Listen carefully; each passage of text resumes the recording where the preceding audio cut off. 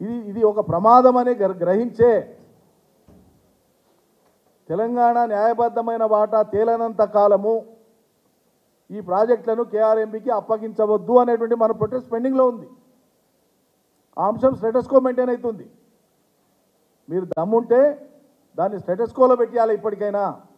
ఒకవేళ మీరు అన్నట్లు నిజంగానే మీకు తెలియకుండానే మినిట్స్లో మీ కాన్సెంట్కు భిన్నంగా వాళ్ళు రాసి ఉంటే అది చాలా పెద్ద నేరం అవుతుంది.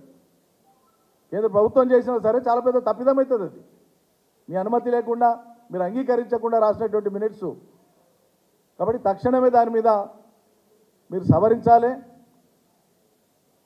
ఈ రాష్ట్ర ప్రయోజనాల్ని కాపాడే బాధ్యత మీ మీద ఉంది. నిత్య ఆరోపణలు లేని అభూత కల్పనలు సృష్టించి ఏదో గత కాలమంతా 9.5 ఏళ్ల కాలమంతా ఈ రాష్ట్రానికి ఏం జరగలే, కేసీఆర్ ఏం చేయలే, మొత్తం తప్పులే చేసిండు అనేటువంటి రూపంలో ఏదైతే మీరు చిత్రీకరిస్తున్నారో 100కి 100 పాళ్ళు మీరు గత ఎన్నికలలో ఇచ్చినటువంటి ఇటీవల ఎన్నికలలో ఇచ్చినటువంటి హామీలను అమలు పరచలేని అశక్తతతో తప్పుదారులు వెతుకుతున్నారు. ప్రతిపక్ష పార్టీ మీద గత పాలన మీద నెపం వేసి తప్పించుకోవడానికే మీరు చాలా తీవ్రమైన ప్రయత్నం చేస్తున్నారు.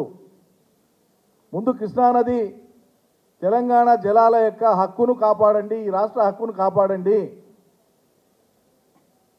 ఇలా పాలమూరు, నల్గొండ, ఖమ్మం జిల్లా ఈ 3 జిల్లాల ప్రజలు కృష్ణా పరివాహక ప్రాంతంలో ఉన్నారు. కొంత భాగం రంగారెడ్డి. మరి ఈ 3 జిల్లాలో కూడా మొన్న మీ మాయమాటల్ని నమ్మి అత్యధిక స్థానాలు మీకు కట్టబెట్టింది. దాని బహుమానం ఇది. పాలమూరు ప్రజల నోట్లో మట్టి కొట్టడానికా ఇదంతా? నల్గొండ ప్రజల నోట్లో మట్టి కొట్టడానికా? సాగర్ నుంచి పోయేటువంటి ఖమ్మం సాగుబాటుకు గండి కొట్టడానికేనా ఇదంతా? చాలా గంభీరమైనటువంటి విషయం ఇది. రాష్ట్ర ప్రయోజనాలకు సంబంధించి ప్రత్యేకంగా కృష్ణలో నీళ్లు తక్కువనే మనందరికీ తెలుసు. కృష్ణలో ఉన్న నీళ్లకు సరిపడా కాక ఇంకా అదనంగా ప్రాజెక్టులు కట్టినారు. పైనుంచి కింది దాకా, కృష్ణ పుట్టిన కాడి నుంచి సముద్రంలో కలిసేదాకా. Optimal utilization of a river in the country అంటే number 1 Krishna. More than optimal utilization of the waters.